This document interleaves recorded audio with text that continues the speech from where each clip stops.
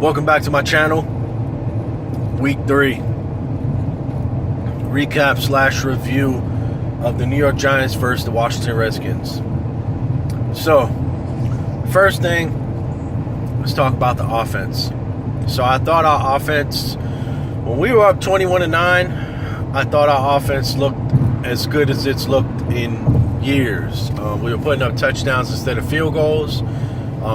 Field goals lose games, touchdowns wins games, and I thought we looked pretty good as far as passing the ball and also running the ball with Shane Vereen. Remember, our running back was out. Shane Vereen's the backup, and he was taking over for Jennings. So I like Vereen. I wish we used him the way we used him in this game, but unfortunately we're not going to be able to use him at least to the latter part of the year, if that, because he's got a torn triceps. So now our running game was okay. Darkwa looked good. Orleans Darkwa. He runs really, really hard. He is the old, hard, explosive guy. He'll probably be the starter going forward. So, you know, guys in fantasy, go pick him up, man. I think he'll be pretty solid. And what a great opportunity for him. Especially if Jennings is not able to come back. I think he's got a groin injury. No, a hamstring injury. But I thought our offense looked really good. And then second half came, we got really stagnant. Eli Manning continues to be average Eli, which I've always called him. But I got a new one. I saw a meme that said Eli means everyone likes interceptions.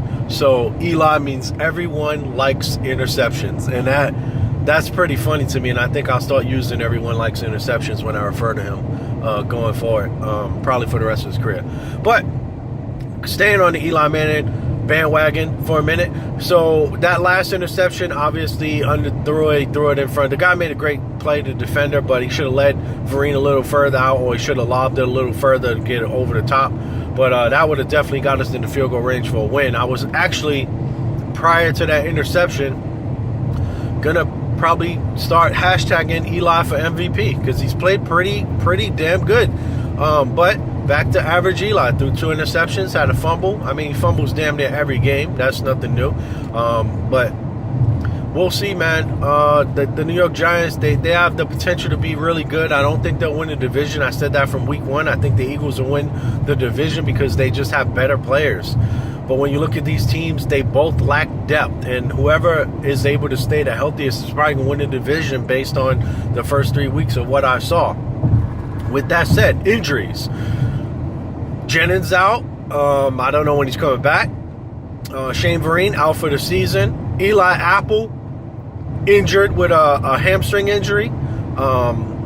DRC got a groin injury. These 2 guys went out in the second half, and it's no surprise that a lot of our issues of us getting beat and having special teams, you know, with the fake punt. The guys who were in wouldn't have been in because they were DBs that were on those plays that got burnt. So, you know, the announcers were saying how we had so much depth in that area. I don't see it. I think we have good depth at running back, but that was the only position I thought we had good depth at. But guess what?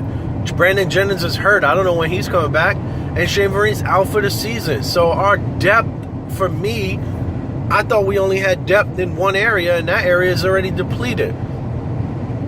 Offensively, we looked good in the first half. We looked great in the first half. Second half, we had some issues. We just couldn't figure it out.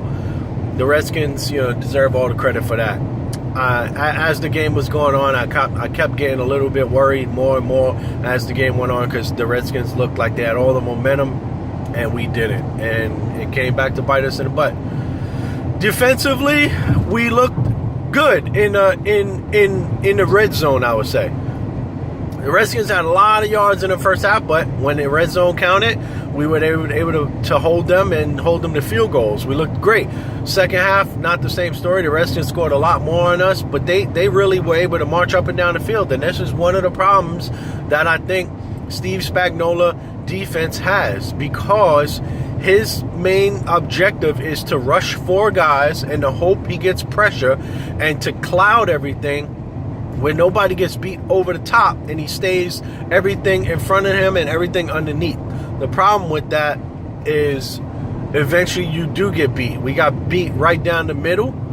The first time it was an incomplete pass, and the second time, like literally the next play, right down the middle. And that's a reflection of our middle linebacker. If you're going to be in coverage, you got to get deep enough if you're going to play a cover 2 formation.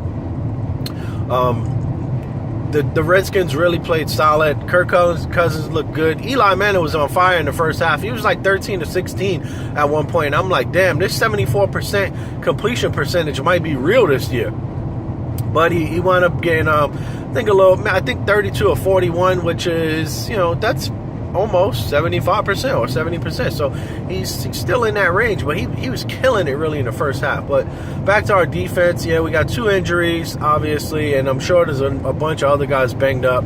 Nice to see Jason Pierre-Paul finally get a sack. It took him about 5 years, it feels like. He's always a half step slow. I always say this. I don't know why we re-signed him, to be honest with you, and I don't look forward to seeing him next year as a New York Giant. The other kid, Olivia Vernon, he had an unfortunate helmet to helmet. I think the call was BS, but that's NFL football in the year 2016.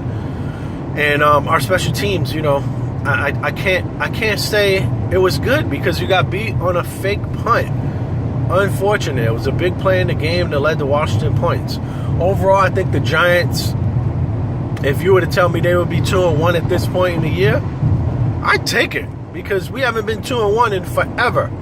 So we could have been 3-0. We could have been a game better than Dallas. We could have been 3 games better than Washington. But right now, as it sits, we're in second place because we got the tiebreaker with Dallas. They're both, us and them are both 2-1, and Washington's 1-2 with the Eagles 3-0. So, we're 1 game from last place, but we're 1 game from first place, and I believe we'll be somewhere around 7 wins, 8 wins this year. So if we're able to do better than that, it'd be a big deal for me. I think they would have exceeded or outperformed their expectations. The Eagles look really good right now, and we'll see going forward. I just think they got a lot more high-end talent than we do at this point. Depth is an issue for both of us, so we'll see how that goes. But let me know what your thoughts are, and let me know if you agree, you disagree. Put it in the comments, and thanks for listening. Peace.